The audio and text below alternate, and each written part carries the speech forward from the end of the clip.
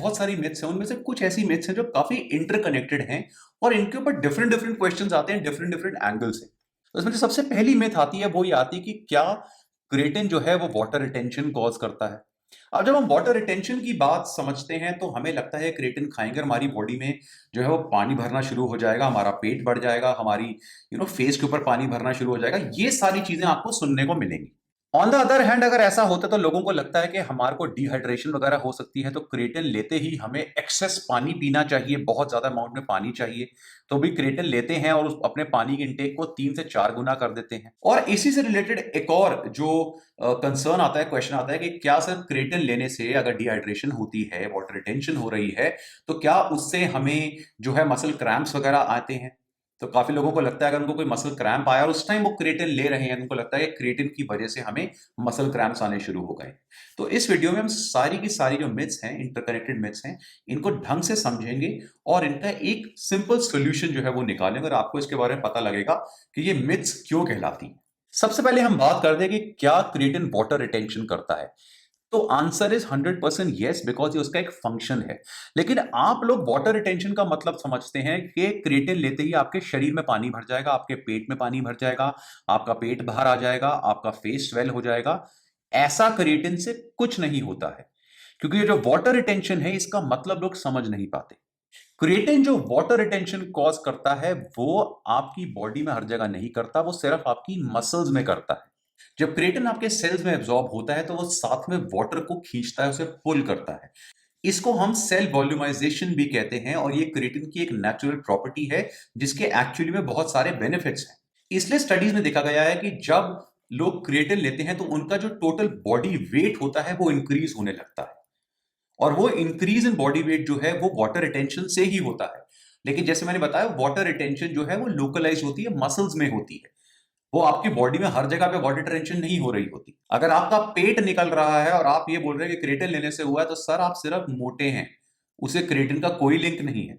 In fact ये जो cell वॉल्यूमाइजेशन effect होता है, सेल्स में पानी स्टोर करने का इफेक्ट होता है, ये इफेक्ट जो क्रिएटिन की एक्चुअल प्रॉपर्टी है, एटीपी को रीसिंथेसाइज करना, आपको स्ट्रेंथ और पावर मूवमेंट्स में, एक्सप्लोसिव मूवमेंट्स में एनर्जी प्रोवाइड करना, उससे भी ज्यादा बेटर है। क्योंकि ये जो वॉल्यूमाइजेशन की प्रॉपर्टी होती है, इससे आपकी सेल्स के अंदर जो प्रोटीन सिंथेसिस है वो इंक्रीज होता है और प्रोटीन की ब्रेकडाउन जो होता है वो रिड्यूस होता है इस वॉल्यूमाइजेशन इफेक्ट की वजह से।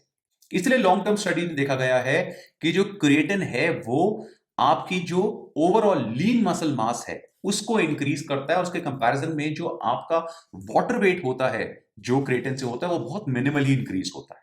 सो फाइनली आपकी ये मिथ अब क्लियर हो गई, क्रिएटिन जो है वो वाटर रिटेंशन करता है, वो उसकी एक नेचुरल प्रॉपर्टी है। लेकिन ये वाटर रिटेंशन आपकी मसल्स में होता है, आपकी बॉडी में, पेट में या मुंह पे नहीं होता। और ये एक नेचुरल और नॉर्मल फिनोमिना है और बहुत ही limited amount of water storage है। ऐसा नहीं है कि क्रिएटिन लेते ही एकदम फूल जाएंगे, ऐसा बिल्कुल भी नहीं होता। अब ऑब्वियस सी बात है कि क्रिएटिन जब आप लेते हैं वो आपके मसल सेल्स में एंटर करता है, वहां पे वो पानी को एब्जॉर्ब करता है। लेकिन जिस पानी को एब्जॉर्ब कर रहा है वो आ तो आपकी बॉडी से ही रहा है। तो कई लोगों को ये लगता है कि जब क्रिएटिन ऐसा करता है तो उसकी वजह से डिहाइड्रेशन होने के चांसेस होते हैं, इसलिए हमें अपना जो वाटर इनटेक है वो बढ़ा देना चाहिए। लेकिन बहुत ही क्लियर रिसर्च में मल्टीपल स्टडीज में प्रूव हुआ है कि ऐसा बिल्कुल नहीं होता। क्रिएटिन लेने से डिहाइड्रेशन का कोई भी लिंक देखने को नहीं मिला है। और इसी से आपकी थर्ड जो मिथ है वो क्लियर हो जाती है कि बिकॉज कोई डिहाइड्रेशन नहीं होती तो क्रिएटिन लेने से कोई भी मसल क्रैम्प्स देखने को नहीं मिले हैं। स्टडीज जो एक्सट्रीम एनवायरमेंट्स में हुई हैं, बहुत हॉट एनवायरमेंट्स में जहां पे एक्सट्रीम स्वेटिंग होती है, डेजर्ट्स वगैरह में जहां पे रनिंग वगैरह लोग कर रहे हैं, वहां पर भी क्रिएटिन लेने से कोई भी डिहाइड्रेशन देखने को नहीं मिली है, कोई मसल क्रैम्प्स देखने को नहीं मिले। क्योंकि रिसर्च में यह भी देखा गया है कि यस, क्रिएटिन जो है वो आपकी मसल्स में जो है वाटर को एब्जॉर्ब करता है, लेकिन वो बहुत ही मिनिमल इफेक्ट होता है, कोई बहुत जबरदस्त ऐसा वॉल्यूमाइजिंग इफेक्ट नहीं आता है जैसा लोगों को लगता है। इसलिए जब टोटल बॉडी वाटर को चेक किया गया क्रिएटिन सप्लीमेंटेशन के टाइम पे, तो उसमें कोई मेजर चेंज देखने को नहीं मिला। एक ही नहीं, मल्टीपल स्टडीज जो मैंने अपनी ई बुक में सारी की सारी स्टडीज को मेंशन करा है, मल्टीपल स्पोर्ट्समैन में, डिफरेंट एनवायरमेंट्स में, बहुत सारी हीट में भी, और बहुत सारे डिफरेंट एज ग्रुप्स वाले केसेस में, सब में टेस्ट करा गया है क्रिएटिन सप्लीमेंटेशन को। और किसी भी केस में ये प्रूव नहीं हुआ है कि क्रिएटिन लेने से आपको कोई भी डिहाइड्रेशन या मसल क्रैम्प्स या कोई और हीट रिलेटेड इलनेस या इंजरी हो रही है। ऑन द अदर हैंड जो रीसेंट रिसर्चेस हुई हैं उनमें क्रिएटिन को जो लोग हीट वगैरह में वर्कआउट कर रहे हैं या कोई बहुत हाई टेम्परेचर वाला एनवायरनमेंट में कुछ फिजिकल एक्टिविटी एक्सट्रीम परफॉर्म कर रहे हैं उनको क्रिएटिन एडवाइस किया जाता है ड्यू टू मल्टीपल बेनिफिट्स जो उस टेम्परेचर पे क्रिएटिन से होते हैं। जिन लोगों को क्रिएटिन लेने के बाद नौजिया होता है या स्टमक क्रैम्प्स होते हैं या डायरिया वगैरह होता है उनके केसेस में सिर्फ दो ही केसेस हो सकते हैं, या तो वो क्रिएटिन से बहुत सेंसिटिव हैं, ठीक है, ऐसे बहुत रेयर केसेस होते हैं, आप किसी भी चीज से सेंसिटिव एलर्जिक हो सकते हैं, या फिर आपने क्रिएटिन की एक साथ ही बहुत ज्यादा डोज ले ली है, उस केस में भी ये चीज हो सकती है। बट ये सारी चीजें टेम्पररी होती, क्रिएटिन से इसका कोई रिलेशन नहीं है। ये क्रिएटिन को बहुत ज्यादा अमाउंट में कंज्यूम करने से या एक इंडिविजुअल की किसी प्रॉब्लम की वजह से हो सकता है। सो इस पूरी की पूरी वीडियो को अगर हम एक क्रक्स में समझें तो सबसे पहले जो क्वेश्चन आता है, मिथ आती है कि क्या क्रिएटिन वाटर रिटेंशन करता है। आंसर इज 100% करता है, लेकिन ये क्रिएटिन का नेचुरल और बहुत ही बेनिफिशियल प्रोसेस है। क्रिएटिन जो है वो आपके सेल्स में पानी को खींचता है, उसका साइज इंक्रीज करता है, जिसे हम सेल वॉल्यूमाइजेशन इफेक्ट कहते हैं। ये बॉडी के लिए बहुत बेनिफिशियल है, एक नेचुरल थिंग है। इससे आपकी बॉडी में वाटर की जो डिस्ट्रीब्यूशन है उसमें कोई चेंजेस नहीं आते।